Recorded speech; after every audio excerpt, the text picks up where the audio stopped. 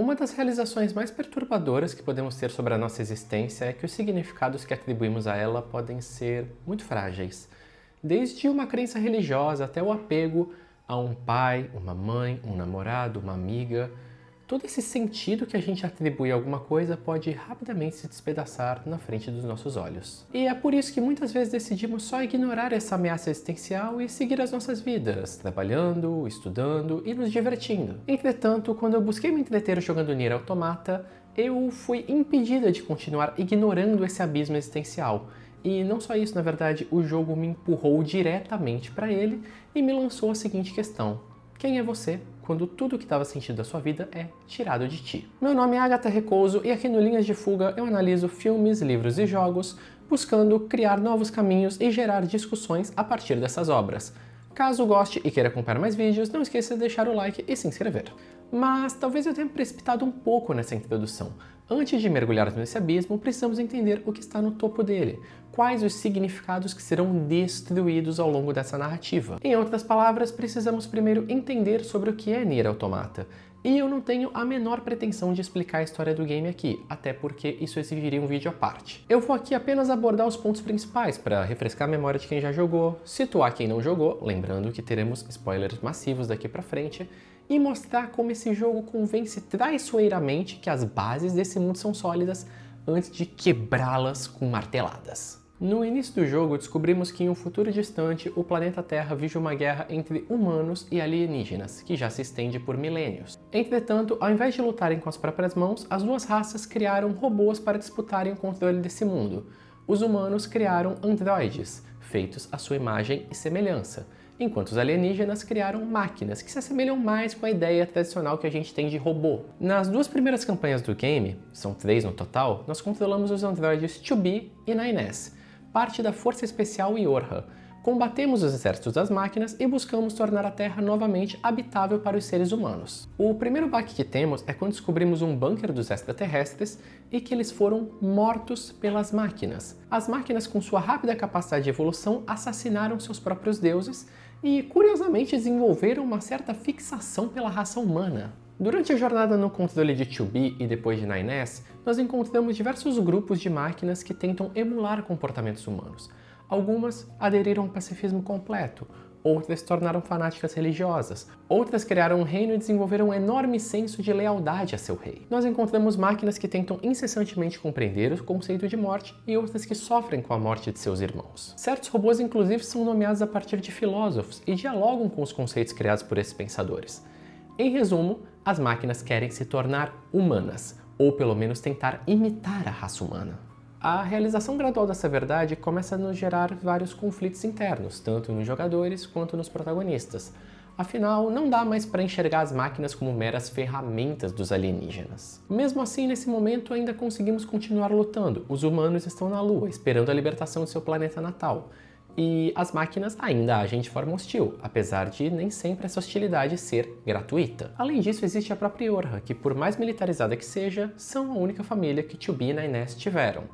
Só que, após passar 30 horas naquele mundo pós-apocalíptico, Nier me empurrou para o abismo. Nas aproximadamente 10 horas que compõem o final da segunda campanha e toda a terceira campanha, o game arremessa com violência os seguintes eventos contra o jogador. 9S descobre que na verdade não tinham humanos na Lua e era só uma justificativa para que os androides continuassem lutando. O bunker da Yorha é destruído e todos os androides passam a ser controlados por um misterioso vírus criado pelas máquinas. 2B também é infectada por esse vírus e, para não causar outras mortes, pede para ela mesma ser morta pela desertora A2. 9S descobre que a Yorha inteira foi uma criação dos androides para fortalecer a história dos humanos na Lua. 9S descobre que a própria Yorha é de certa forma uma fraude. O bunker deles tinha uma falha de segurança proposital para que o vírus entrasse. Ou seja, ele, 2B e todos seus companheiros eram descartáveis. 9S descobre que 2B era uma unidade feita com o propósito de matá-lo toda vez que ele chegasse muito perto de descobrir o segredo da Yorha. E, apesar de nutrir uma grande afeição por ele, tinha que executá-lo toda vez. E muitos outros que deixariam essa lista exaustiva demais, mas que podem ser igualmente desoladores. Cada um desses eventos é um golpe de martelo nos sentidos que os protagonistas e o próprio jogador tentam dar àquele mundo.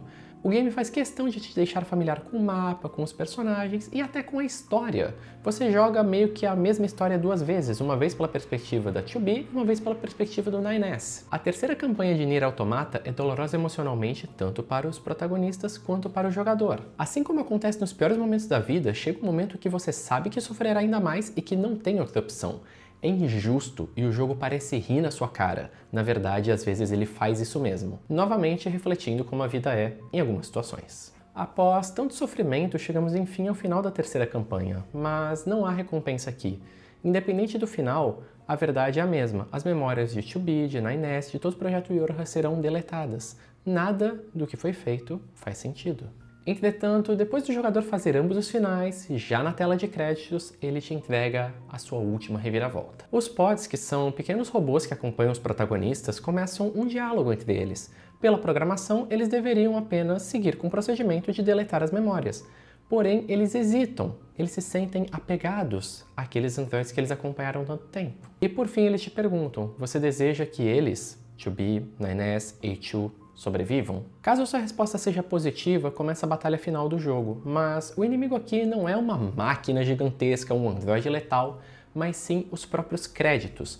Os nomes do diretor, produtores, todas as pessoas responsáveis pela criação do jogo começam a descer pela tela disparando saraivadas de tiros em você. É um confronto contra o próprio fim do jogo, é um grito quase desesperado, uma indignação de que aquela vida daqueles personagens foi em vão. E por alguns minutos esse grito parece se perder na escuridão do fundo do abismo. Cada tentativa é extremamente difícil e cada vez que você morre, o jogo zomba de ti, te perguntando se você não acha que games são coisas idiotas, se você acha que a vida tem sentido, entre outras. E em cada vez você tem que continuar respondendo não, para continuar nessa luta incessante contra os créditos. E nessa hora eu fui lembrada que eu não estava sozinha. Primeiro, uma mensagem de um jogador que já passou por isso aparece na sua tela. Depois, mais mensagens de outros jogadores. E em um momento, o jogo te pergunta se você quer ser ajudado por eles. As naves deles voam ao lado da sua, te dando força para lutar contra os créditos que disparam saraivadas monumentais de tiro, enquanto a música é inundada por um coro de vozes que parece te incentivar a continuar, a tentar, a seguir lutando. Por fim, eventualmente você consegue. 2B, 9S e A2 são resgatados e colocados em um lugar seguro para recomeçar suas histórias. No entanto, após chegar nesse final, já nas últimas horas da madrugada de um sábado, eu fiquei pensando se aquela reviravolta era um contraponto suficiente ao abismo existencial que a terceira campanha te põe. E a resposta, na verdade, é muito mais sobre você do que sobre o jogo. Para mim, o último final de Nier Automata não tenta reconstruir o sentido que foi quebrado ao longo do jogo ou então construir um novo a partir desses cacos. Dialogando tanto com o existencialismo de Sartre quanto com o absurdismo de Camus, ele não tenta varrer tudo para debaixo do tapete em prol de um final bonitinho que vai te deixar confortável. Durante o último diálogo entre os pods, aqueles robozinhos que eu comentei, nós somos novamente questionados sobre a falta de sentido da existência. Eles questionam se os protagonistas, por conta da sua programação, não estão condenados a cometerem os mesmos erros, tal como o Sísifo de Camus. Por outro lado, também é proposto que talvez os protagonistas possam definir seu próprio futuro e, a partir de suas ações, criarem sua essência, tal qual propunha Sartre. O game não tenta te dar respostas, te deixando refletir sobre cada pergunta e, mais importante, mostrando para você que a sua decisão de salvar os androides no fim das contas foi completamente emocional. Porque, pensando de forma puramente racional, não faria sentido nenhum salvar A2, 2B e 9S depois de descobrir que nada na vida deles fazia sentido. Nem a própria existência deles, nem a Yorha, nem a guerra que eles estavam lutando. Contudo, nós nos apegamos a eles e acreditamos que de alguma forma eles podem ter um futuro diferente, melhor, que as memórias deles são importantes e que eles merecem ver o quão belo esse mundo é, como a A2 diz em um dos finais da terceira campanha. E justamente por ser tão emocional e subjetiva, talvez seja por isso que essa sequência final é completamente humana. Tão humana quanto foi a sensação que Nier Automata me causou em sua pergunta final. Antes de retornar para a tela de início, o jogo te pergunta se você quer sacrificar o seu save, todo o seu progresso do jogo até agora, para que a sua nave possa salvar outro jogador, assim como outros jogadores te salvaram naquela última sequência da tela de créditos. E mesmo o game avisando que talvez essa pessoa nunca me agradeceria, que vai ser alguém que eu provavelmente nem conheço, que pode ser alguém até que me odeia, mesmo assim eu me senti responsável, impelida a deletar o meu save. E talvez você esteja pensando, sentir culpa, responsabilidade, se emocionar assim por uma decisão em um jogo que talvez nem afete ninguém, é uma coisa completamente sem sentido. E é por isso que ela é completamente humana.